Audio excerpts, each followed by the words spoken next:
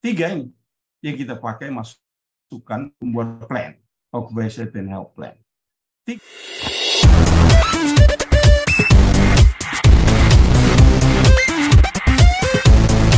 Very good afternoon. Assalamualaikum.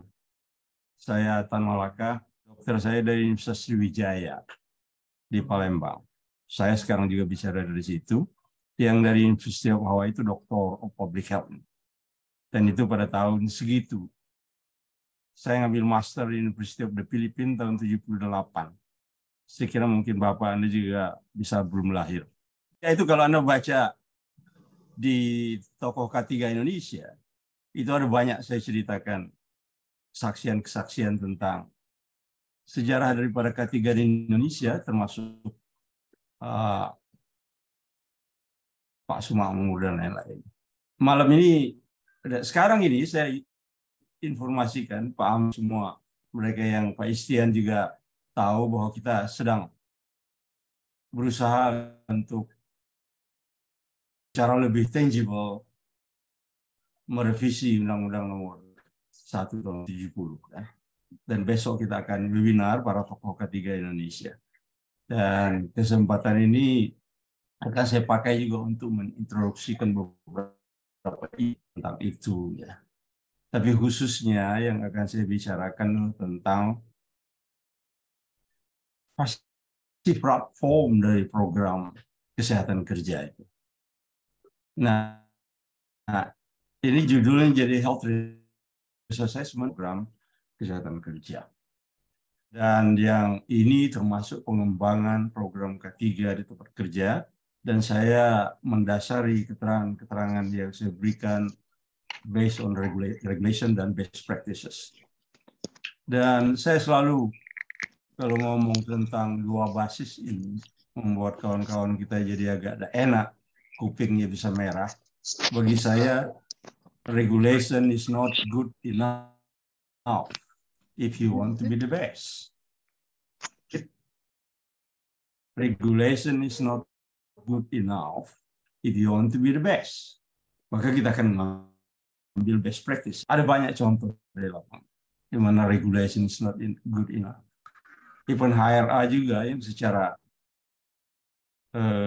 telak aturannya juga itu disimpul-simpulkan dari beberapa aspek manajemen K3 dan seterusnya. Dan pertanyaan pertama, apakah K3 diperlukan di dunia usaha kerja? Jawab dengan the first requirement of the law, because you are actually Indonesian citizen. Di mana bumi dipijak, di situ orang dijunjung kan? Yang kedua, dari aspek bisnis, bayar yang mempersyaratkan. Ingatkan polemik kita dengan Uni Eropa, yang kemudian dalam tanda petik kita menang, di mana mereka memaksa kita untuk ini itu. Tetapi salah satunya yang dipaksa itu ada program K3-nya. Nah, yang ketiga ini, Pak, ini salah satu yang basisnya tidak terdapat di Undang-Undang 1 tahun 70. Dengan demikian juga menjadi argumen kenapa undang-undang itu tidak mencukupi lagi pada saat ini sebagai platform untuk K3 Indonesia modern dan Indonesia yang berkemajuan. Basis ini tidak ada di Undang-Undang Nomor 1 tahun 70, yaitu sebagai instrumen untuk menunjang produktivitas dan nanti bertujuan untuk meningkatkan daya saing. Itu nanti besok malam akan saya kemukakan sebagai is one of the argumen yang substansi kenapa undang-undang itu perlu dirubah. Karena sampai sekarang, Amri, Istian, kalau saya lihat di dialog-dialog kita di situ, saya tidak menemukan jawaban yang cerdas terhadap pertanyaan saya kepada publik, apa secara substansial argumen Anda untuk merevisi undang-undang. Karena ahli K3 ini ada dua macam. Ada tiga yang bicara cuman framework, ada ahli K3 yang bicara substansi. Nah, sekarang saya tanya secara substansial. What do you have as an argument that you want to revise the Act Number 1, 1970. Dan saya belum mendapatkan jawaban yang cerdas untuk itu. So, occupational safety and health, kalau dilihat, is the discipline concerned with preserving and protecting. Jadi, preserving and protecting. Karena bahasa dasar dari ketiga itu rasa sayang manusia. The practitioners in this field are concerned with preventing needless death and injuries to the workers. Apa contohnya? Pak Emmanuel, Amri, dan saudara sekalian, Siska, apakah kalian nggak ingat 400 orang mati sia-sia dalam prosesi mudik itu? 400 orang. Tapi itu lebih, ada sebagian bergembira itu Sian. Kenapa? Karena dia jauh dulu ada 1.000 orang mati. Sekarang jadi 400 kita udah gembira. For me it is not. It is not good news. 400 orang mati. Ya, 400 orang mati karena mudik. Maka saya sering sindir bahwa mudik ini memang bagian dari iman. Menilai bahwa ada pihak yang lalai dan tidak transparan. Kita akan bicara lebih lanjut. The Occupational Safety and Health Act in USA is required to provide safe and healthful workplace. Karena itu bukan cuma safety yang dibicarakan, tapi juga helpful. So what is that supposed to mean? If you're talking about healthful workplace, this is the basis, the platform yang akan saya bicarakan.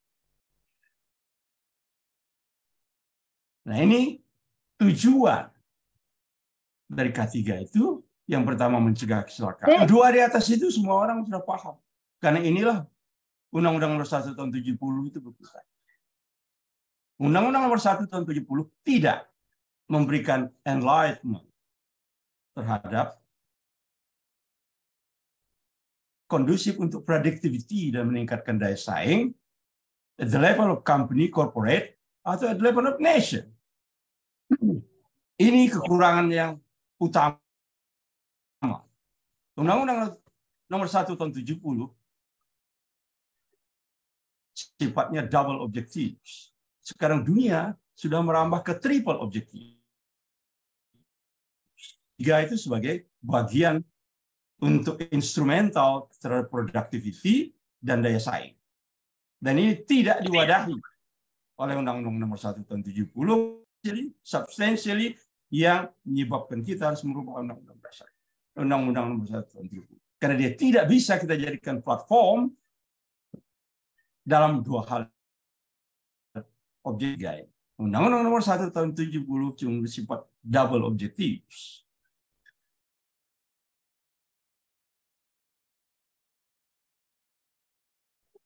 Dan platform, saya sudah tahu bahwa itu sistem manajemen.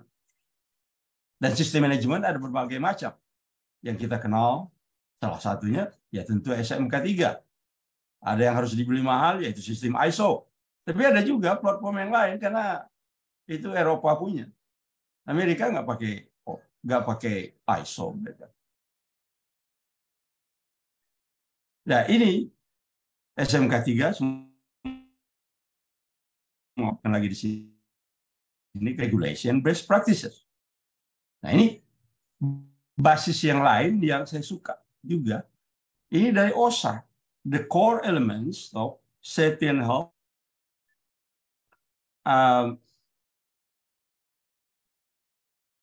practice and management ya, SHP, safety and health ya, management system yang dikeluarkan OSHA. Lihat, 2 workers participation. Sudah-sudah sekalian, Undang-Undang Nomor 1 Tahun 70 tidak encourage workers participation. Saya ulangi, Undang-Undang Nomor 1 Tahun 70 tidak memberikan encouragement untuk public and workers. Itu kita lihat ya. Kalau saudara lihat lebih jauh, itu union itu di Indonesia itu Emmanuel, Christian, itu ogah-ogahan Kemarin waktu kita hari ketiga mereka juga kayak ikut yoga. Saya ketemu terakhir mereka di waktu ketemuan dengan ILO. Ya, so union kita nggak banyak itu tentang ketiga. Mereka bilang belum prioritas. So Emmanuel, belum prioritas mereka bilang. So ada suatu point in time di masa lampau, ya, tidak begitu lama. Seorang tokoh union mengatakan kepada saya di lapangan, Prof itu medical check-up nggak usah, duitnya dibalik kasih ke kami. Saya bilang, kau sekolah di mana? Ternyata dia sekolah di Amerika Latin. Saya nggak tahu. Dia mau ganti medical check-up dengan duit. Kalau kantin, sudah lama mereka ganti dengan duit. Susu ganti duit, tapi akhirnya jadi arisan di warung sebelah. Saya kira saya pengen sekali melihat yang kita lebih cerdas melihat problem ini. Tentu saja occupational program itu ada bidang occupational safety dan occupational health and hygiene. Dan ini yang saya akan bicarakan sekarang. Dasar yang dipakai untuk occupational health and safety program itu adalah 3 ini yang kita pakai masukkan membuat plan, occupational and health plan. Yang pertama adalah significant risk yang ada di tempat kerja. Yang kedua law requirements. Yang ketiga group initiatives. Karena ada beberapa grup yang amat maju di Indonesia misalnya. Dari kelompok migas atau big mining corporations. Mereka punya grup initiatives. Hal-hal yang tercengang. Oh iya, inisiatif mereka bagus sekali. Inisiatif mereka untuk mengantisipasi global warming dalam aspek K3 dan seterusnya itu banyak yang membuat saya oh ya, that's good initiative ya. Sehingga ini dasar dari kesehatan kerja itu two-way interactions ya. Yang bawah ini semua orang mudah bicarain. Kalau kau sakit kau nggak bisa kerja. Tapi yang atas itu bagian dari kajian kita. Orang bekerja bisa dapatkan modal. So ini hal ini juga masih merupakan pengertian dasar kesehatan kerja yang merupakan two-way interaction sini between health and occupations. Sehingga kemudian program kesehatan kerja itu mengerucut di pelayanan kesehatan kerja. So, akhirnya kita harus membuat ini sebagai bagian dari K3 itu, dan ini tidak bisa dipermudah-mudah. Seperti banyak perusahaan yang tidak melakukannya, terutama sektor manufaktur. Sektor manufaktur itu banyak sekali ya. Cuman hiasan dinding aja. Kalau mau saya omong doang. Atau dia ada kalau mau audit, mau inspection. Nah, sekarang apa tujuan daripada occupational health service? Lihatlah ini 1, 2, 3, 4, 5 yang ditetapkan oleh sebuah organisasi yang banyak sekali kita baca dan prinsip kemukakan, yaitu dari OGP. So, identify and advise management on the causes of occupational disease and injuries. In planning and preparedness, the emergencies. Yang advise on the provision of safe and healthy conditions. Ya. Sehingga dengan objektif yang seperti ini, maka typical program kesehatan kerja real time di lapangan itu seperti itu. Is typical real time occupational program di tempat-tempat terbaik. Praktik ini yang 2, ini berbasis IGE. On the very top is health risk assessment. Seperti juga safety. Kalau kita sebut risk assessment itu berarti safety. Kalau tidak kita sebutnya secara spesifik health risk assessment. Jadi typical program kesehatan kerja itu dimulai dengan health risk assessment sebagai platform, ya, medical emergency response, ya, fitness for the task, dan pada prinsipnya ini adalah sesuatu yang amat menunjang productivity. Prinsipnya tidak ada orang yang bekerja di lapangan yang tidak dinyatakan fit terlebih dahulu dari aspek kesehatan.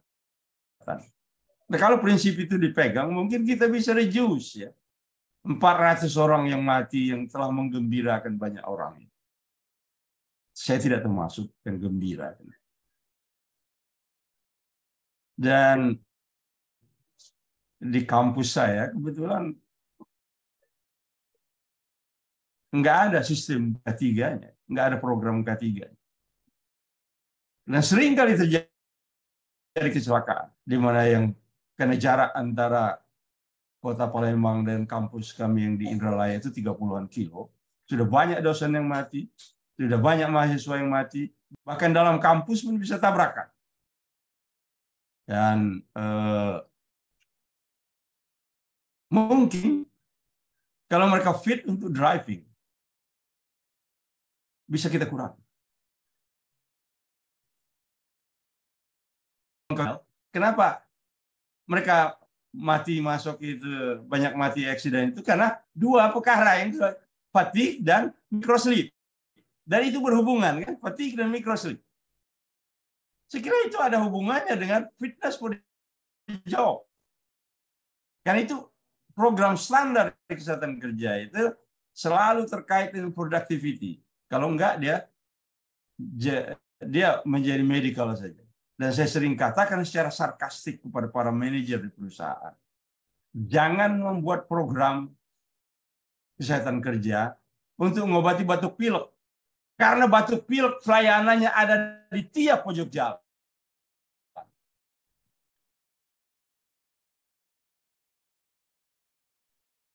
Nah, kalau kita bersiap untuk serius ini, jadi dia match dengan kawan-kawan safety, match dengan productivity. Di zaman awal, kalau Anda mau tahu, di awal-awal, masih di tahun 80-an awal, saya masuk ke pabrik karet di Sumatera Selatan. Saya tanya, ada nggak program kesehatan kerjanya kok? Ya, saya kok karena ada orangnya Tionghoa kan? Enggak, ada bilang. Itu gitu. Ditunjukin. Set apa itu? Klinik. Keliru antara medical dan health. Apa sih medical dan health? Health lebih luas. Medical ada bagian. Kalau tadi ini management of ill health, medical emergency response. This is medical part. Ya. Yang ini ya leading indicators. 1, 2. Yang ini fitness for the job. Nah, health impact assessment ini bulannya dan melihat ini inisiatif yang baik dari SKK Migas. Ya. Itu Dr. Ade dari SKK Migas, dia sudah meminta kepada mitra-mitra pengusaha migas yang ada di Indonesia itu agar melakukan health impact assessment. Kenapa itu, Istian? Health impact assessment sekarang diharuskan. Karena AMDAL itu dikeluarin dari sana. Dan AMDAL sendiri sudah dilikuidasi. Karena itu health impact assessment ini adalah jawaban. Specific studies on health as an impact of industries to the public, bukan ke pekerja, ke publik. Itu namanya health impact assessment. Jadi kalau industri-industri yang Anda kenal belum melakukannya, itu belum lengkap. Saya sekarang sedang melakukan dengan beberapa perusahaan health impact assessment. Dulu saya lakukan waktu zaman pertama kali bersama dengan Pak Emil Salim, kami melakukan AMDAL dan di dalamnya ada kajian kesehatan. Tapi sekarang dikeluarin dari kajian kesehatannya dari situ, dijadikan health impact assessment. Oke, agar kita mengerti ini posisi-posisi ini. Ini control of food, water, and sanitation. Ini yang banyak sekali kalau saya masuk ke industri itu nggak mampu ngelolanya. Environmental sanitation in the workplace itu ternyata tidak mudah. Saya bisa buktikan dalam HRA yang saya lakukan di lebih kurang 5 atau sampai 10 institusi industri mining and oil and gas. Selalu saya dapatkan hazard atau risiko terpenting itu adalah biological risk yang keluar dari food sanitation and hygiene antara lain. Water supply sanitation, vector control, domestic waste, bukan industrial waste, domestic waste management. Ternyata itu tidak mudah dan banyak dipermudah-mudah. Ini salah satu yang saya gemar sekali membicarakan. Workplace sanitation dan peraturan yang keluar di 518 tidak cukup baik mengatur workplace sanitation. Saya ulangi, menurut hemat saya, peraturan 518 yang dikeluarkan oleh instansi salah satu ministry itu tidak cukup baik untuk mengatur environmental sanitation in the workplace. Saya bisa tunjukkan bolong dengan mudah.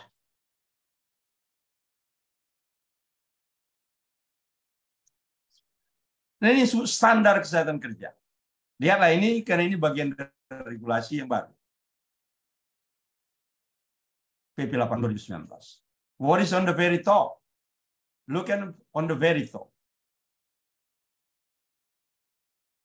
Walaupun saya tidak senang dengan wordingnya, tapi saya mengerti. Inilah yang kita sebut HRA. Kenapa? Karena di sini pengendalian potensi bahaya. Yang kita kendalikan sebetulnya bukan potensi bahaya, risikonya. Beda itu. Risk dengan potensi bahaya. Potensi bahaya itu namanya hazard. Tetap aja di situ. Noise sampai 100 ke atas pun nggak apa-apa kalau nggak ada orang. Once ada orang di situ dia jadi risiko. Nah, tapi saya mengerti. Ya, ini seumur hidupnya di belakang meja. Nggak ke lapangan kayak kita, orang-orang yang ada di Zoom in. Nah, kalau dia ada sebagai praktisi, dia akan merubah itu kata-kata. Yang sedikit lebih cerdas dari perspektif kita. Yang lain, dan ada sesuatu yang tiba-tiba muncul di sini, nomor Charlie. Ya, tapi saya senang. Karena memang tidak ada perhatian terhadap kesehatan reproduksi di Indonesia. Tidak ada perhatian.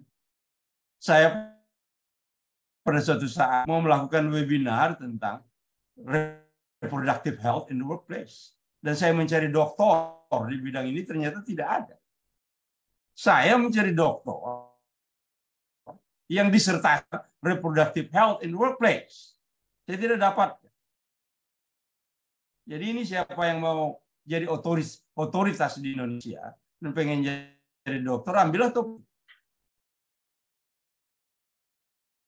Dia bilang pemberian imunisasi, saya setuju.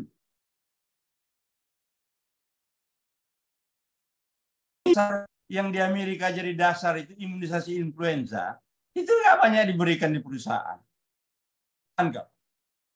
Kalau dia memberikan vaksinasi influenza bagi pekerjanya, itu suatu inisiatif yang saya bilang tadi. Ya, ada beberapa yang perusahaan bagus. Karena imunisasi influenza bagi pekerja, itulah dasar di US 30 tahun yang lalu. Nah, saudara sekalian, perhatikan terminologi. Health risk assessment. Ada 3. Ini yang saya sebut public health impact assessment. Ada yang environmental health risk assessment yang dipakai dalam kesehatan lingkungan. Dia hanya berlaku untuk faktor kimia. Yang kita maksudkan itu OHRA. Di sini berlaku untuk faktor fisik, biologi, ergonomik, dan psikososial. risk assessment. Ini seringkali tercampur-campur aduk kalau kita ngomong gitu, antara ECRA, ya HRA, HRA, karena semuanya HRA-nya. Tapi ini sedikit beda ya. Yang kita bicarakan di sini OKRA. Buat student siapa yang lagi di sekolah S2, S3, STLR, ngertilah terminologi. Itu beda.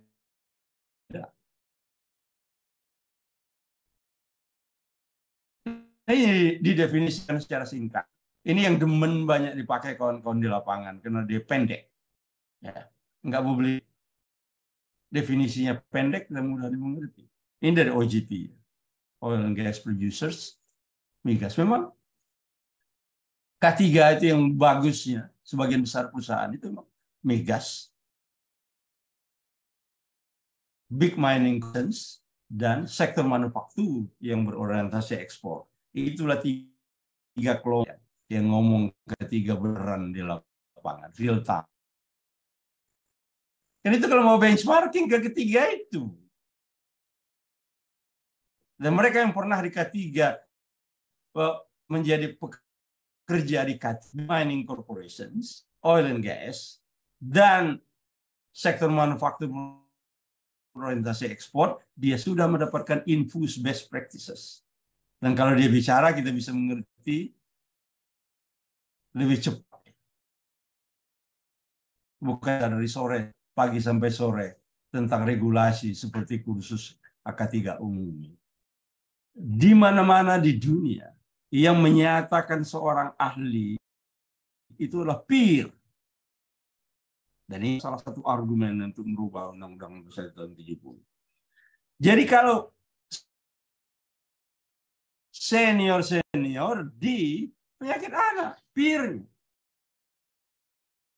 Lalu ngapain pemerintah ikut menetapkan orang ahli K3? Sebagian besar orangnya ada di belakang meja seumur hidup. Coba, what is the argument? What is the argument?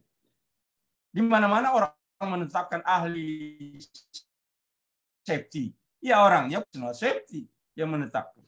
So what the hell are you doing? If you're in the office of government and you say that somebody is expert on the occupational safety and health, you're not in the position to say so. Yang menetapkan itu peer.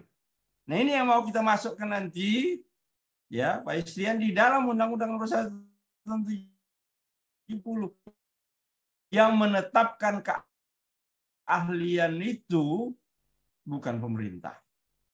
Jadinya numpuk pada satu departemen tertentu. Kalau license boleh diatur oleh pemerintah. License sebagai dokter perusahaan. License sebagai industrial hygienist. Monggo. Tapi buatlah itu dipermudah. Buat hidup ini jadi mudah. Sebab hidup ini udah sulit. Kau tambah lagi dengan regulasi segala macam untuk license. Di tempat lain cukup online aja kita berikan portofolio. Keluar. Lawang sudah disertified sama BNSP. Kenapa lagi kau mau ada pembinaan, kau uji lagi. So the higher defined the identification of health hazards in the workplace and subsequent assessment of risk to health. This is very simple, down to earth definitions. Sering kali ditanya di mana posisi HRA. Nah ini dalam sistem manajemen yang dibuat oleh kawan-kawan konsultan internasional di bidang occupational health, itu adalah di sini. Di dalam sistem manajemen di sini. Dia memberikan masukan dalam planning. Yaitu dalam health risk assessment, kita akan menghasilkan, kita mengkategorikan health risk. Biasanya, risiko 2 dan 3, medium and high, itu akan kita address di planning. Saya mendefinisikan risk dari itu adalah health hazard time exposure. Ada cara lain yang berbasis lain. Ada cara lain, misalnya severity, liability. Tapi bagi saya, so ini just a method karena saya bicara HRA. Kenapa saya ambil exposure? Ada literaturnya, misalnya di OGP, dan ini karena bahannya nyata. Noise itu nyata, vibration itu nyata, gas itu nyata, dust itu nyata, psikososial bisa diukur, biologik bisa diukur, ergonomik bisa diukur, dikuantitatifkan. Semuanya bisa. Ya, cara saya mulai melakukan HRA di Indonesia tahun 98.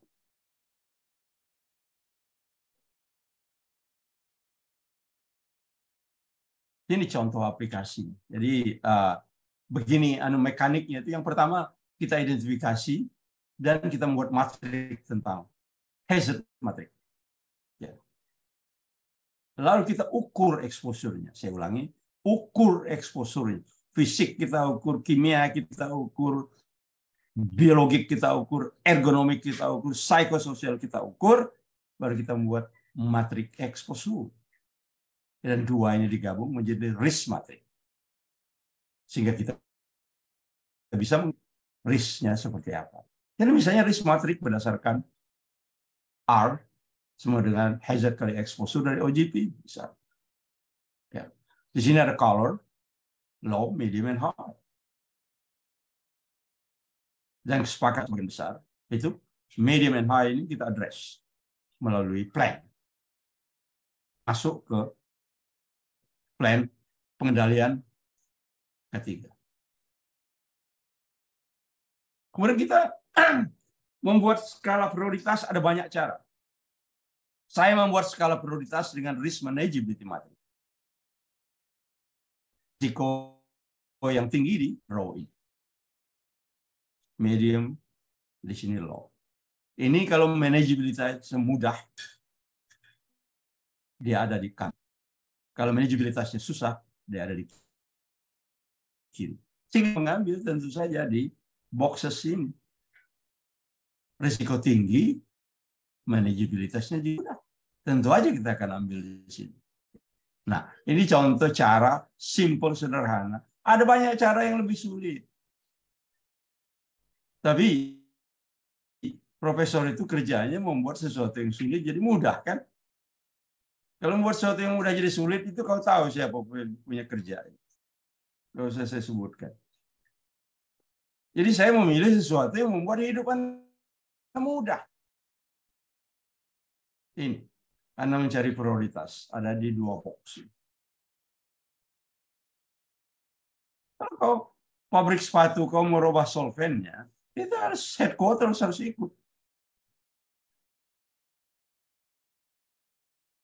Misalnya, pabrik sepatu Nike merubah solven yang dia gunakan untuk glue-nya itu lemnya dari organic solvent yang berisi toluene menjadi water base. Nah, itu contoh ya. Tapi itu izin dari headquarters. Jadi ini tidak mudah dilakukan. Walaupun kita punya inisiatif. Kemudian ada follow up. Jadi super penting bagi saudara untuk mengerti, terutama kawan-kawan dari health ya, bahwa HRA itu tidak layak untuk hanya disimpan dalam laci. Dia harus dilakukan follow up. Dia harus dikomunikasikan risknya. Lalu kita buat industrial hygiene monitoring plan, dan ini yang paling penting, surveillance.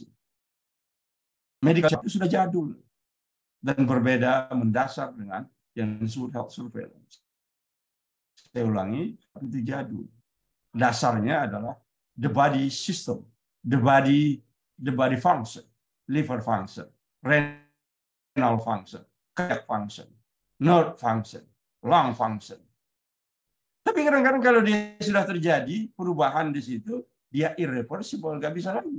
Coba, kalau terjadi perubahan di ginjal tidak bisa regenerasi. Karena itu, medical check-up itu jadul. Yang sekarang kita pakai adalah surveillance. Occupational surveillance yang risk-based. And this is very important for you to understand. Yang sekarang menjadi best practice itu adalah surveillance yang risk-based. Penilaian kesehatannya bukan one point in time, tapi longitudinal. Dan kemudian kita akan selalu pantau. Dan itu akan mendapatkan early detection dari penyakit. Ya, thank you for watching. Masih dalam keadaan Eid Mubarak. Monggo, terutama yang sudah angkat tangan tadi barangkali ya bisa didulukan itu Siska ya. Saya misalnya ganda ini dari tadi. Baik, baik Prof. Oke, dari tadi kita sudah punya 4 penanya, Prof. Ya. Dan saya mohon konfirmasi dulu dengan Pak Amri, apakah kita akan kumpulkan di sesi question and answer atau langsung kita sekarang? Boleh langsung. Iya, mumpung masih panas. Masih panas. Oke, Prof, mohon izin saya sharingkan. Saya sudah tadi kumpulkan beberapa pertanyaan dari rekan-rekan. Ya, oke. Monggo silakan. Oke, terima kasih, Prof. Yang pertama saya izin bacakan dari Pak Ganda. Nah, di sini beliau menanyakan, saya pembaca buku Bapak semenjak saya awal kuliah, karena sebagai salah satu dokter okupasi. Jadi mohon izin bertanya, apakah HRA itu juga sama dengan K3? Lalu bagaimana menentukan probability-nya? Apakah cukup menggunakan paparan 8 jam atau ada yang lainnya? Dan apakah paparan 8 jam ini masih relevan, Prof? Ya, good questions ya. Thank you. Pertanyaan dari orang terpelajar. Yang pertama, HRA bagian dari K3 itu ada 2. Risk assessment itu punya orang safety. Ecological assessment itu punya orang E. Health assessment punya orang H. Nah, seperti saya katakan, ya menjadi dasar dari program. Risiko itu apa? Tetapi saya tidak memakai probability. Apa yang kamu pakai probability? Dan saya sudah pernah bicara sama datuk-datuknya OSAS itu. Method itu tidak kecil. Yang penting ada method yang sahih. Saya memakai risk adalah hazard times exposure. Dan exposure harus dikuantifikasikan. Ukur kasarnya. Dan ini harus kita mengeluarkan cuan. Karena kalau tidak bisa, how noisy is noise? Ukur kan? How dusty is dust? Ukur kan? What is the intensity of vibration? Ukur kan? What is the frequency of psychosocial risk? Ukur kan dengan questionnaire yang standardized. What is the lifting requirements? Terpenuhi apa tidak? Ukur kan? What is the water supply sanitation like in drinking water? Ukur kan? Jadi saya mengadop risk adalah hazard times exposure. Sekitar 10 industri besar yang saya lakukan itu dan mereka. Tetapi ini tentu saja saya buatkan cara konversinya kalau mau ke arah hasilnya itu nanti ke arah sistem severity kali probability, frekuensi kali probability. Itu detail. Ada cara konversi. Antara lain secara mudahnya. Kalau kau sudah dapatkan dari cara saya, masukkanlah ke cara OSAS, tetapi jangan sampai hilang. Ada kesulitan OSAS. Coba kau pikirkan. Bagaimana cari probability dari exposure terhadap psikososial. Tidak begitu mudah kan? Kan itu cara-cara yang dipakai itu seringkali tidak standardized dalam hal psychosocial risk, biological risk. 2 ini terutama. Yang agak sulit dengan sistem itu. Nasihat saya, kalau kau melakukan HRA, jadikanlah health komandannya. Engineer adalah orang-orang yang amat terampil dan cerdas. Pesawat aja mereka bikin. Tetapi bukan kajian mereka atau psikologi. Walaupun mereka bisa belajar. Karena itu kalau kau melakukan HRA, aja orang yang spesialisnya di situ, bisa saja medical, misalnya spesialis okupasi boleh. Tapi tidak harus ya. Karena orang menanyakan kepada saya, apa harus dok? Ada di suatu kabupaten. Ada dokternya yang rodo-rodo. Mengatakan bahwa HRA itu harus dilakukan oleh spesialis okupasi. No. Thank you for that. Dia bisa dilakukan oleh seorang engineer. Tapi yang saya anjurkan, komandan dari HRA itu sebaiknya orang dari SKM. Kenapa? Karena orang SKM itu dari pagi sampai malam mereka bicara preventif. Nah, saudara sudah bicara preventif itu saya mau katakan bahwa narasi preventif di dalam nomor 1 tahun 70 itu lemah. Dan itu akan menjadi salah satu argumen bagi saya untuk mengatakan bahwa undang-undang ini tidak bisa lagi dijadikan form di K3 untuk kebutuhan kontemporer dan di masa depan. Narasi-narasi preventifnya lemah. Thank you. Baik, Siska, Prof. Thank you. Tadi pertanyaan keduanya, bagaimana penggunaan HRA-nya sudah terjawab juga ya dengan penjelasan Profesor tadi.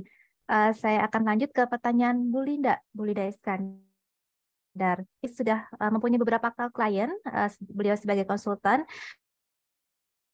dan selalu ada HRA sebelum melakukan MCU, baik berkala maupun khusus. Nah, alhamdulillahnya sampai saat ini kliennya melakukan hal tersebut, Prof. Dan pertanyaan beliau, ketika ada hasil medical check-up yang disampaikan oleh dokter okupasi dari suatu PJK 3, pemeriksa kesehatan menyatakan suspek PAK, Prof. Dan ternyata proses pengajuan ke BPJS tidak mudah, jadi banyak isian administrasi yang harus dilengkapi. Sehingga pekerja yang bersangkutan di awal masuk tidak ada MCU awal kerja. Dan apa yang terjadi, Prof? Kedua klien kami mundur dan tidak mau mengurus BPJS tenaga kerja ini. Dan pertanyaannya, adakah pengurusan yang lebih mudah terkait kompensasi dan pengobatan untuk PAK? Yang adakah cara yang lebih mudah? Karena perlu sekali membuat hidup itu jadi lebih mudah. Jadi banyak yang membuat hidup kita jadi lebih sulit, kan? Ini instansi ini yang pegang duitnya kayak duitnya. Kau tidur aja, Linda, itu dipungut duitnya. Iya, saya punya beberapa kali ikut mengawal klaim itu. Dan itu tidak mudah. Tetapi akhirnya mereka lihat siapa di belakang yang mengawal. Itu Proptan, kata jujur aja. Mereka itu ya. Jadi saya bukan nawarkan diri, tapi saya tahu caranya itu ya. Jadi ternyata di Indonesia itu tidak bisa semuanya sesuai dengan regulasi itu. Linda nggak bisa, Raiso, di lapangan itu harus ada cara. Dan ini ada sebetulnya dokter kesepakatan antara Kesusi, ID, BPJS, dan Depnaker, ya, mungkin juga Depkes, dan kesepakatan itu ada spell regelnya yang bisa dibaca, yang bisa di-follow. Nah itu kalau dokternya paham tentang itu bisa salah satu yang bisa mempermudah. Yang keduanya ada triknya. Itu rahasia dapur konsultan. Tapi Linda, medical check-up ini sebetulnya agak sulit dia mengatakan ini medical check-up, kemungkinan ini adalah itu sering membuat ini saya berpikir statement yang seperti begini. Karena seperti saya katakan, medical check-up itu jadul, because it's one point in time. And you have to make sure that this is risk-based. Karena itu kita melakukan yang akan melahirkan PAK itu nanti setelah PP nomor tahun 2019 fully enforced, itu nanti adalah occupational health surveillance. Di mana kita tidak bicara pada one point in time, tetapi kita bicara pada suatu kontinu. Sejak dia terrecord, di situ sudah ada database-nya. Dan ini salah satu lagi argumen saya untuk merubah Undang-Undang Nomor 1 tahun 2010, karena tidak ada enlightenment tentang manajemen informasi. Jadi Linda sebagai sekretarisnya besok itu, saya akan semua, sudah saya tulis 9 dalil sebagai jawaban yang saya harap cukup cerdas untuk itu. So Linda ini shortcut untuk itu ada, but tidak tertulis secara. Boleh izin Baik. menambahkan, Iya. Bu Siska sebentar saja. Silakan, Izin, Bu Prof. Linda. Tan.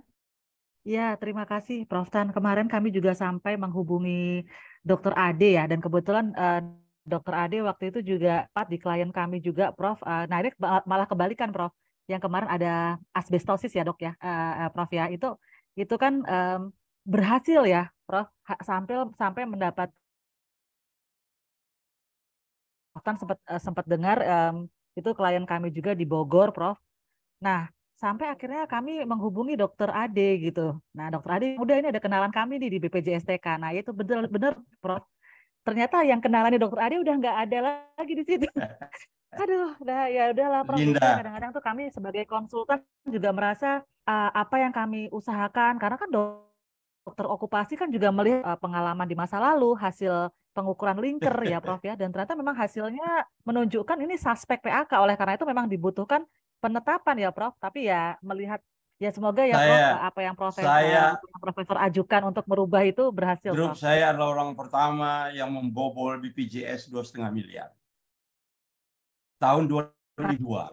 Karena saya kesal, saya pulang dari Amerika. Nggak ada PAK itu yang terregister di Indonesia. Tahun 2002. So that's 20 years ago, right?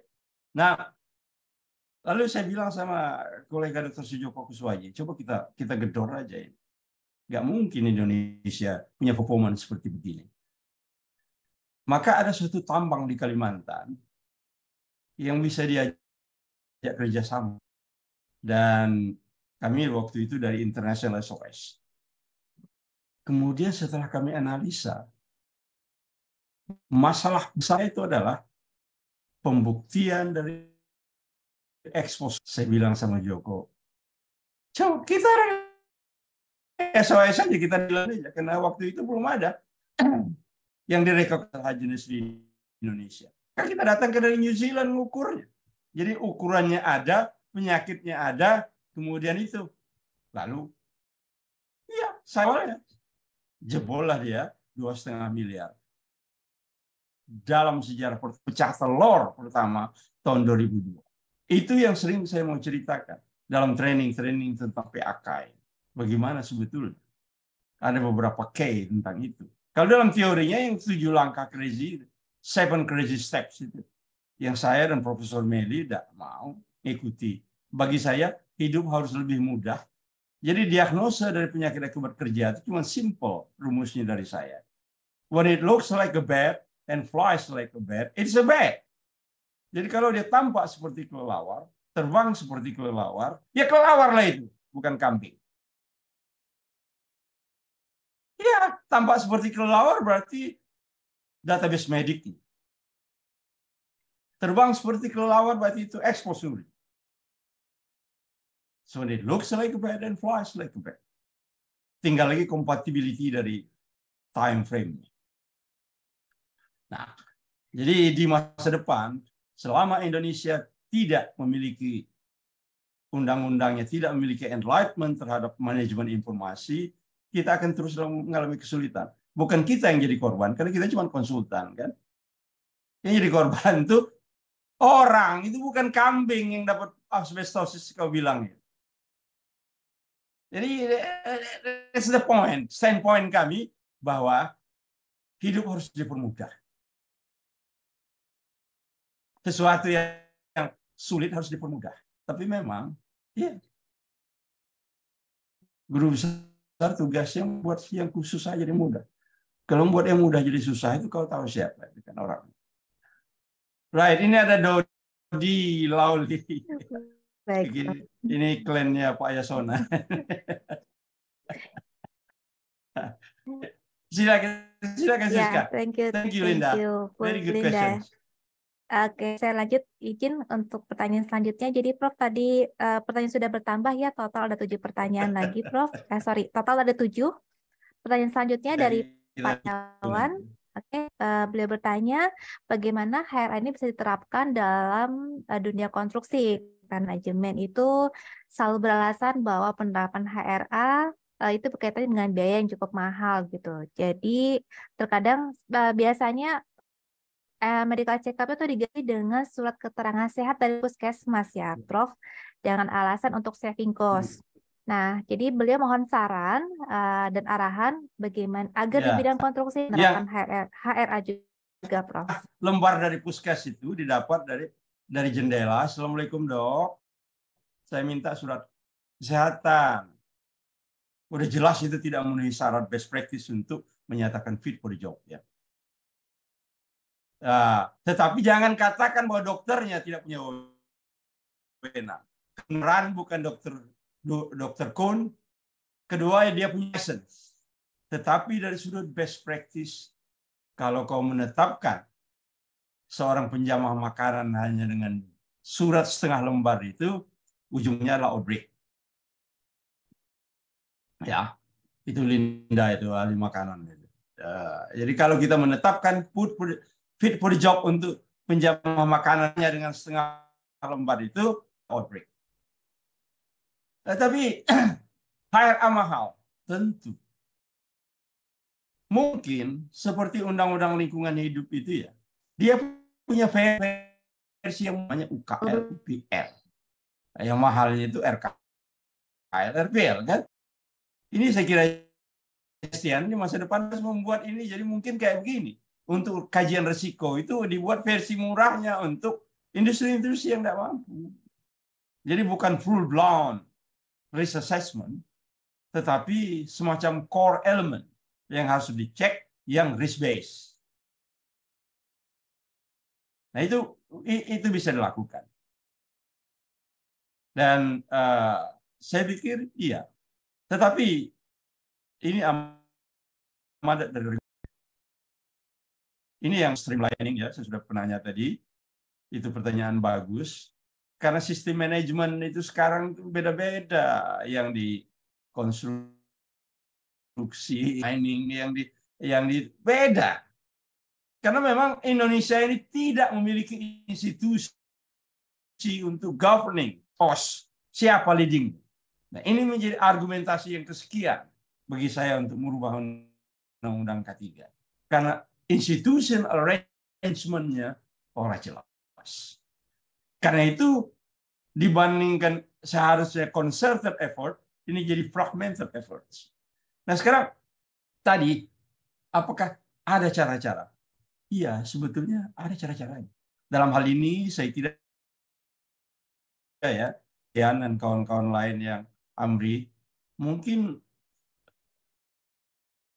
Indospro bisa membuat terobosan-terobosan versi murah yang seperti begini yang amat dibutuhkan oleh publik. Itu tergantung dari skala. Saya kira it's a good question. Nasihat saya tetap harus dilakukan, tetapi core elemennya saja. Ya. Kalau tidak, apa dasar program, maka akan berlaku apa yang disebut orang Riau, serangkak dalam kabut, apa yang teragak disebut. Nah, kalau kita tidak punya dasar, program kita apa dasarnya kalau kita tidak melakukan kajian risk assessment? Dia harus sedikit lebih baik dari walkthrough saja.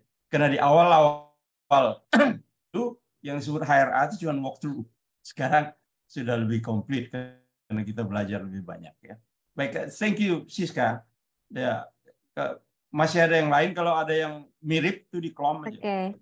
Masih ada yang lain, Prof. Tapi ini pertanyaan keempat dan kelima memang keempat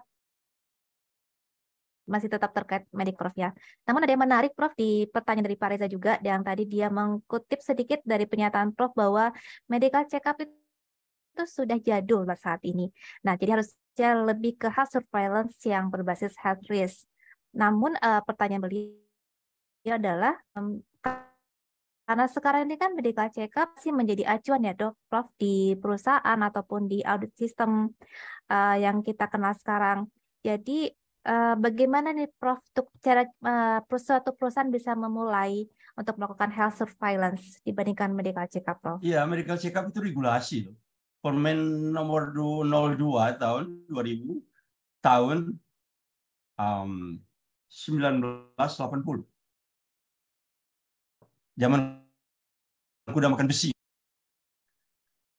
Saya pernah ada di posisi the Vice President Asian Association of Occupational Health. Kami mengadakan pertemuan di Kuala Lumpur, dihadiri mulai dari Timur Tengah, Asia Timur, Asia Jauh, Asia Tenggara, dan seterusnya. Hadir semua di Kuala Lumpur. Dan mereka mengedarkan sebuah kuesioner, apa posisi medical check-up di tempat Anda? Apakah regulasi atau bukan? Saya jawab iya. Dan ternyata saya satu-satunya negara di Asia yang mengatakan bahwa medical check-up di Indonesia.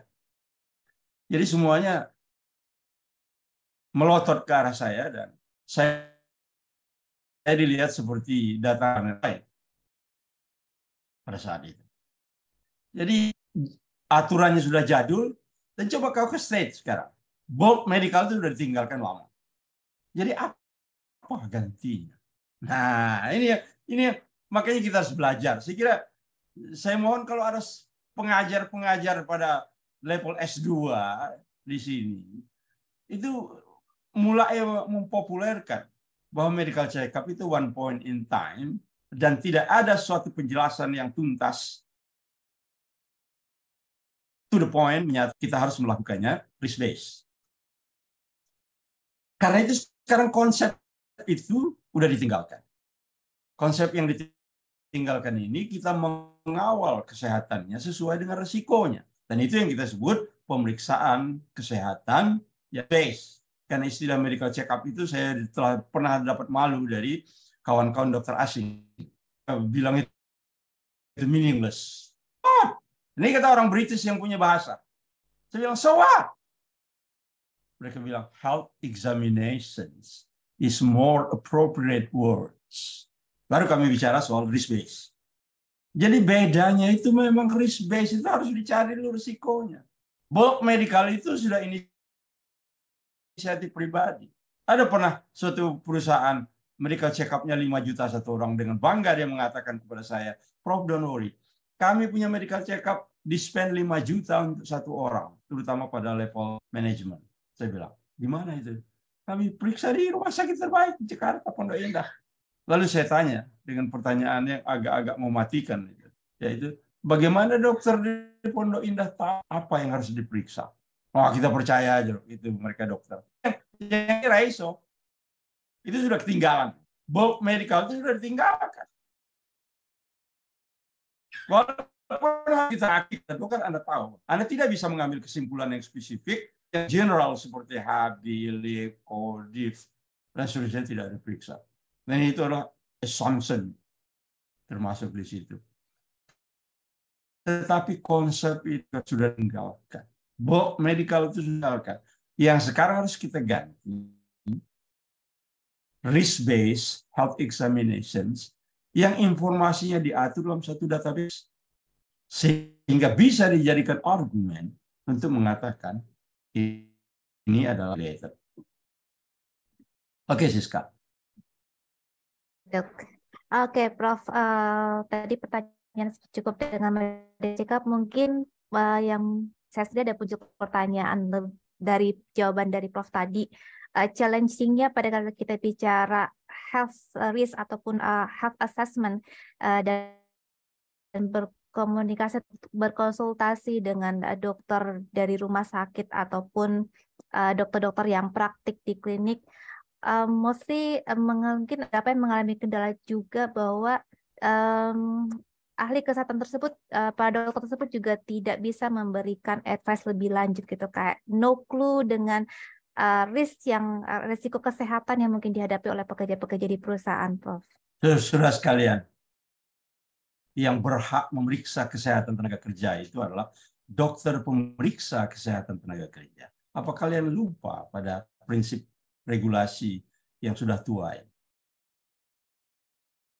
Dokter kalau dia menyatakan unfit for the job dan dia tidak punya license sebagai dokter pemeriksa, dia bisa berujung ke penjara. Dia bisa dipermalukan. Karena itu make sure kalau Anda punya dokter di perusahaan, dia punya license sebagai dokter pemeriksa kesehatan tenaga kerja. Kalau dia punya dokter pemeriksa kesehatan tenaga kerja, dia punya, maka dia berkompetensi dan berwenang untuk menetapkan fitness. Dan tarik dari klinik di tiap pojok jalan untuk mengerti prinsip K3 kita yang disebut program kesehatan kerja. Mereka adalah orang-orang yang amat cerdas dan terampil tentang medical. Tapi yang kita ini kalau dalam kerangka K3 berpikir, ya kita berpikir risiko. Karena manajemen K3 itu manajemen risiko. Dan ini salah satu yang Undang-Undang Dasar, Undang-Undang Nomor 1 Tahun 7, dan akan merupakan salah satu argumen yang saya akan kemukakan besok, bahwa kita harus punya peraturan atau regulasi yang enlightening bahwa kerjaan kita ini adalah risk management. Sudah merupakan prinsip yang global kita pakai saat ini. Dan itu tidak ada basisnya di Undang-Undang Nomor 1 Tahun 70. Ya. Itu sudah sekalian, jadi kompetensi dan kewenangan itu ada pada dokter pemeriksa kesehatan kerja, bukan di luar. Oke. Dan ya, itu untuk mendapatkan itu memang kita harus assalamualaikum kiri kanan. Nah, ini yang membuat hidup jadi lebih susah kan? Yang harus kita streamlining supaya semua license ini di masa depan dimain aja portofolio kita sehingga dia keluar. Bukannya kita harus assalamualaikum kepada 5 meja. Ongkosnya jadi besar. Oke, Siska, saya kira sudah terjawab bagian besar. Yes, Mungkin Prof. ada, ya, kayak Ibu Linda tadi, kalau boleh satu saja diminta bertanya secara lisan. Ya, tadi Kita sudah ada dengar langsung. ada 2 orang yang dengan Pak Dodi. Udah, belum ya? Dodi, ngomong, Dodi. Saya sudah lihat dari tadi. Silakan, Dodi. Terima kasih, Prof. Prof, izin bertanya, Prof. Jika tentang HIRA ya, HIRA kalau kami mengartikan itu ibarat IBPR, Prof ya, Hajar Identification dan Risk Assessment itu. Nah, jadi dalam penerapan perusahaan, Prof, terkadang kita itu berbenturan dengan support dari manajemen. Walaupun seorang ibaratnya kami sebagai seorang dari Departemen Safety menyampaikan tentang regulasinya di undang-undang ini. Cuma kadang perusahaan itu masih berbenturan juga, Prof. Nah, ketika nanti terjadi sesuatu ibaratnya fatality, Inspektur Tambang akan menanyakan program-program tentang HIRA tadi ini ke seorang safety. Kira-kira program apa nih, Prof, yang pas untuk membuka hati dari owner lah ibaratnya ini dong, Prof. Ya, membuka hatinya biar ibaratnya ini jangan jadi suatu buku saja, tetapi harus juga diterapkan di ibaratnya, Prof. Itu aja, Prof. Terima kasih. Saya keluar masuk di tambang itu, apalagi coal mining gitu. Tambang apa, Dodi? Di tambang batubara, Prof. Coal ya. Oke. Ya, kami melakukan RA di Adaro, kami melakukan RA di beberapa Indominco saat ini ya. Jadi, karena masalahnya itu pada komitmen. Itu rodo-rodo, Dodi ya. Kalau masalahnya itu pada komitmen. Tapi saat ini saya melihat para manajer tambang sudah mulai cerdas. Ya. Karena kecuali tambang yang berorientasi domestik. Ya, ini yang rada-rada susah ya. Tapi kalau yang ekspor itu bisnis drive, ya. Jadi bisnis yang drive dia harus melakukan itu ya. Saya kira, tapi tambang-tambang yang berorientasi domestik itu nggak ada insentif, nggak banyak insentif untuk mereka. Karena itu komitmen itu adalah salah satu. Tetapi untuk mendapatkan komitmen ini tidak saja seperti yang dikatakan oleh para politisi K3 itu begini tentang komitmen. Dalam pengalaman saya, salah satu cara kita menggait komitmen itu adalah kita punya keahlian dalam bidang tertentu yang dipandang oleh pihak managers. Bahwa kita ini mengemukakan sesuatu yang bukan cuma berbusa-busa tentang regulasi. Tapi kita ini mengaitkan pemeriksaan kesehatan HRA itu dengan productivity dan daya saing. Tapi yang ngomongnya ini harus punya integritas. Karena itu salah satu cara kita untuk mendapatkan, menggolkan program kita tertentu adalah kita bisa dipandang oleh pihak manajemen karena keahlian kita. Karena kewenangan kita, karena kompetensi kita. So, kalau ngelak,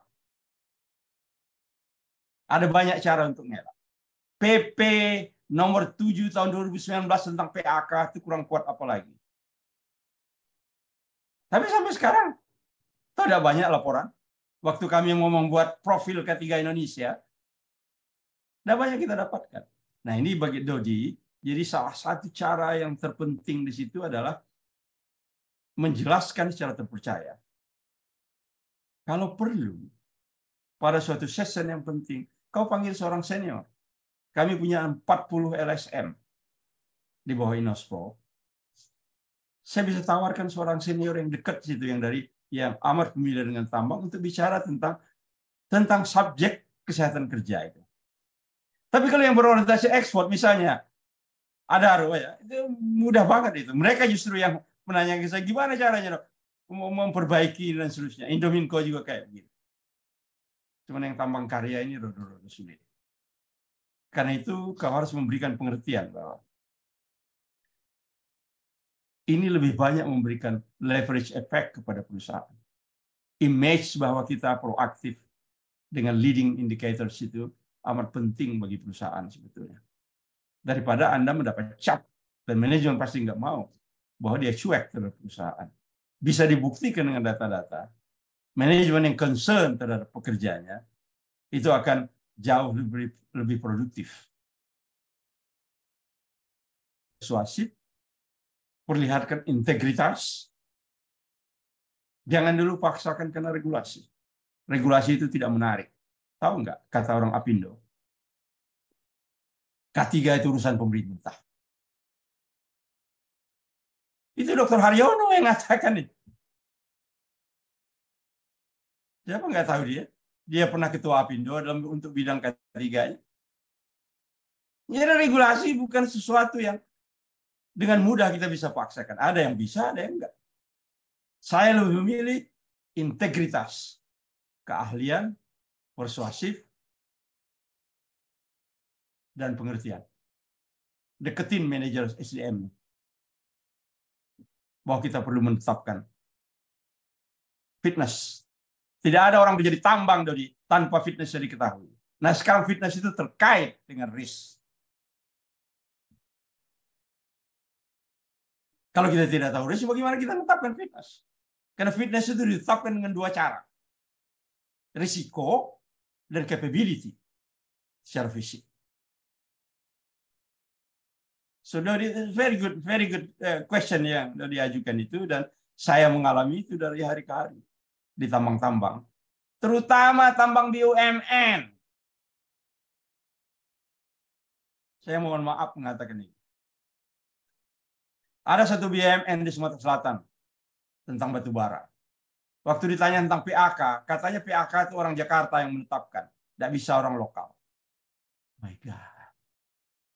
Ya iyalah, lebih baik diajak makan pempek, orang kayak gini. Ya. So thank you Dodi. Di mana tambang Anda? Di Kalimantan Selatan, Prof, di Binuang. Oh, di Kalimantan Selatan. Betul, Prof. Ya, di situ ada Indobara, di situ apa yang sudah saya datangi, saya familiar dengan yang besar-besar itu. Iya. Saya pengen sesekali aja lah saya dapat Saud ke sana. Kalau memang kau mau kami ngomong sama manajemen, kami punya bahasa sendiri untuk mengatakan bahwa kau merugi kalau kau tidak melakukan fitness status, dan fitness status tergantung dengan risiko dengan kajian. Itu logika track logiknya itu ya. Right. Thank you Dodi. Ya, Prof, terima Sampai kasih. ketemu di lapangan kita. Thank you, Pak Dodi. Prof, mohon izin tadi kita masih ada satu penanya lagi dengan Pak Saud. Mungkin satu yang terakhir ya, Prof, karena cukup banyak pertanyaan untuk Prof Saud malam ini. Saya persilakan untuk Pak Saud. Ya, terima kasih. Selamat malam, Prof. Ya, Pak Saud. Ini materinya benar-benar daging sampai kena tulang, nih, Pak.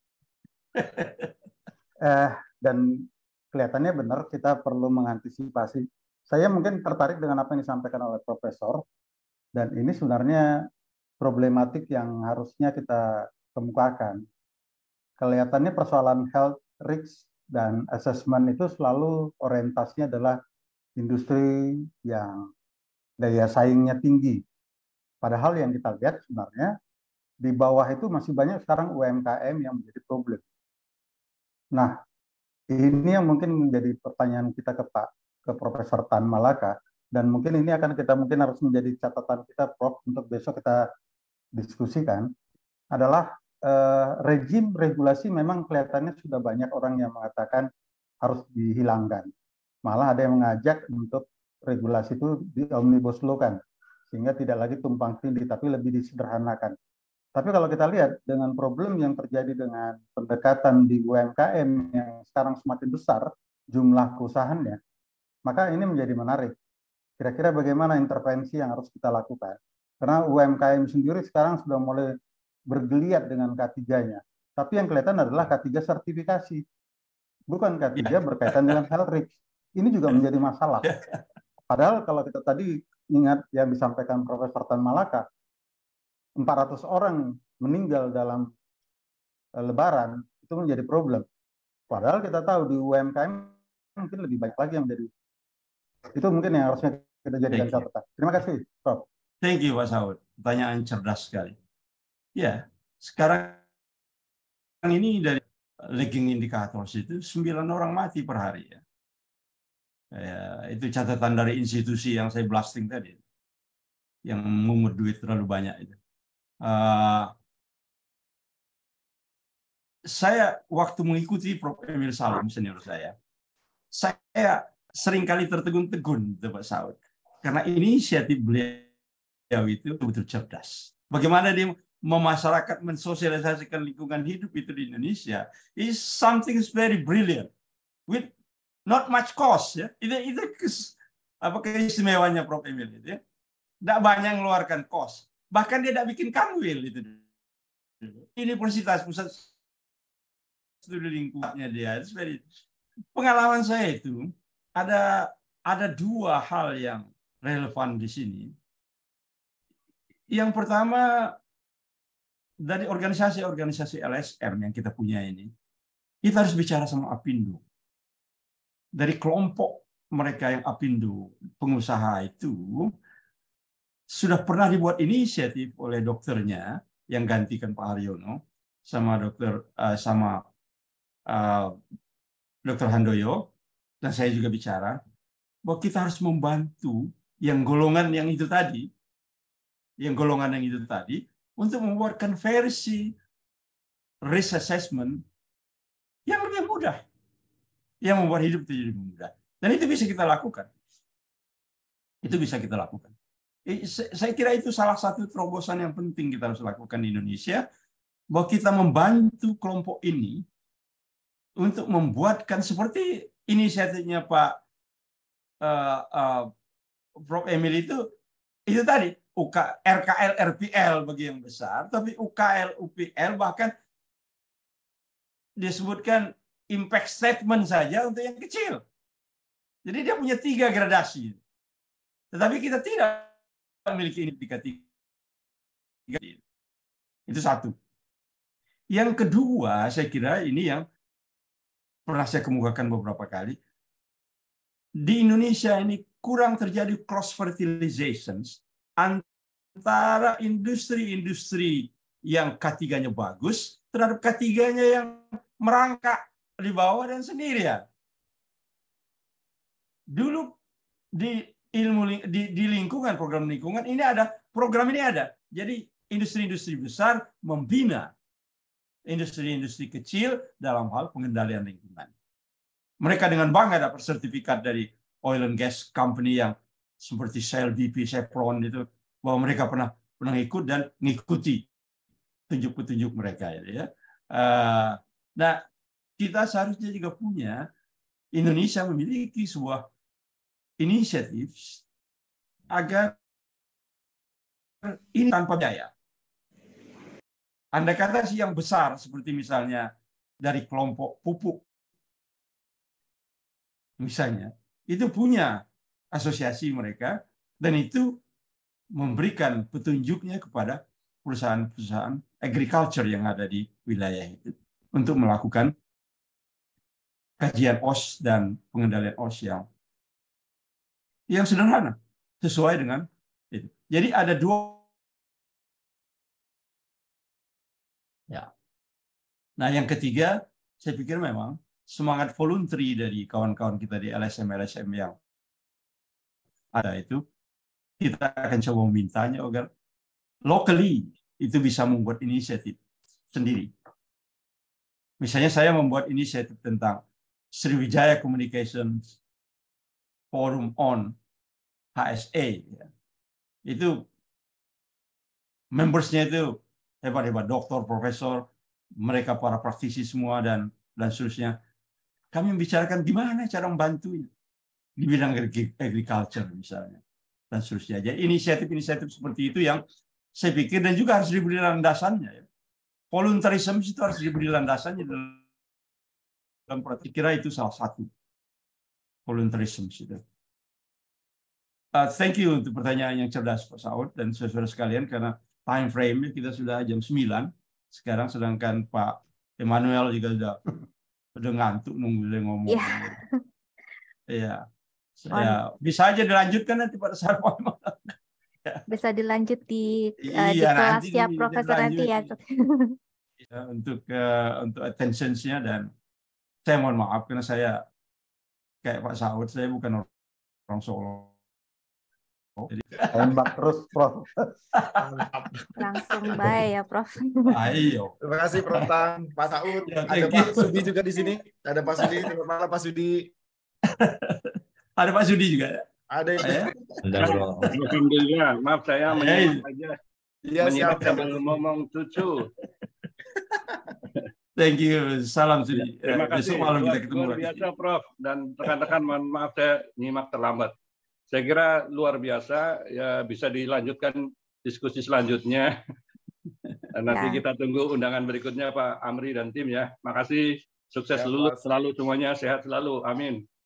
Amin. Terima kasih Pak Sudi. Terima kasih, Prof.